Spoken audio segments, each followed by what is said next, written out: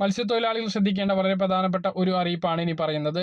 മത്സ്യവകുപ്പിന്റെ software ആയിട്ടുള്ള FIMS fisheries information management സിസ്റ്റത്തിൽ ഇനിയും രജിസ്റ്റർ ചെയ്യാത്ത ക്ഷേമനിധി അംഗങ്ങളുള്ള മത്സ്യത്തൊഴിലാളികളും അനുബന്ധ തൊഴിലാളികളും പെൻഷൻകാരും അതാത് മത്സ്യ ബോർഡ് ഫിഷറീസ് ഓഫീസുമായി ബന്ധപ്പെട്ട് ഡിസംബർ 31-നകം FIMSൽ അവരുടെ വിവരങ്ങൾ രജിസ്റ്റർ ചെയ്യണം.